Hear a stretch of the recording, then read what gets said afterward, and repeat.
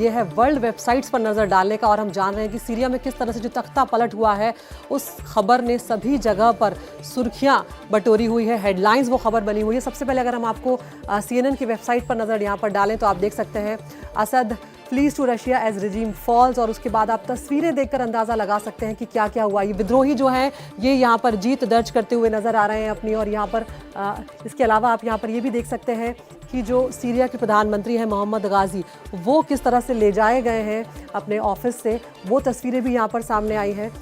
इसके अलावा ख़ास बात ये भी है कि जो रिबेल लीडर हैं उन्होंने विक्ट्री स्पीच जो दी है उसमें ईरान के लिए, ट्रंप के लिए और इजराइल के लिए एक संदेश जो है वो भी जारी किया है। उसके अलावा ख़ास बात ये है कि ये जो अबू जोलानी है, यहाँ पर अबू मोहम्मद है जो रिबेल लीडर है, जिसने जो विद्रोहियों का मुख्य जो लीडर है जो इसको लीड कर रहा है, उसने भी कुछ दिन पहले CNN को इंटरव्यू दिया था। ये भी यहाँ पर सुर्खियाँ जो है वो बना हुआ है। तो सीरिया की खबर जो है वो हर तरफ यहाँ पर छाई हुई आपको नज़र आ जाएगी। इसके अलावा अगर हम आपको लिए चले अल जज़ीरा की तरफ, तो यहाँ पर भी वही खबर जो है वो छाई हुई है। इसमें यहाँ पर जो लोग जेलों में बंद थे बशर अल असद की सरकार में, वो बाहर आए हैं और वो रिकॉल कर रहे हैं कि किस तरह का हरेसमेंट, किस तरह की प्रताड़ना जो है वो उन लोगों ने झेली है।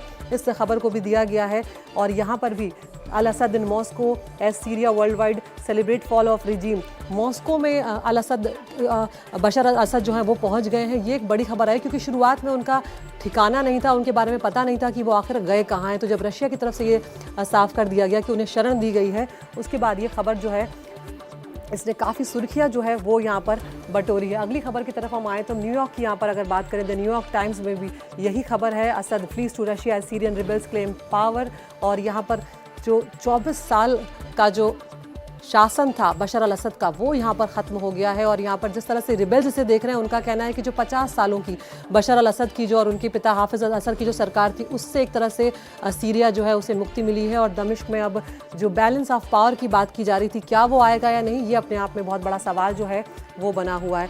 लेकिन यहाँ पर अगर हम तस्वीरें देखें तो ट्रंप जो हैं वो एक अलग खबर है, ये किसी अग्रेसिव ओपनिंग की अपनी थ्रेट जो है वो कहीं ना कहीं जारी रखे हुए हैं। इस खबर को यहाँ पर प्राथमिकता जो है यहाँ पर दी गई है। इसके अलावा बाइडन जो हैं उन्होंने approach to rebels in Syria amid secret message exchange की बात आ रही है कि बाइडन जो है वो यहाँ पर अपनी ट्रूप्स को भेजने के लिए कुछ कर रहे हैं। हालांकि ट्रंप उस बात पे कह रहे हैं कि हम सीरिया में जो कुछ चल रहा है, अगर हम अमेरिका उससे दूरी बनाकर रखें, उसी में भलाई है। BBC की खबर की हम तरफ चलेंगे, वहाँ पर भी यही खबर सुर्खियाँ बनाई हुई है, Assad is in Moscow after fleeing Syria and will be given asylum, Russian state media report. तो ये खबर जो है देखिए किस तरह से सुर्खियाँ बनी हुई है यहाँ पर। और ये भी है कि people trapped underground at notorious Syrian prison, US will fear the vacuum that could replace Asad.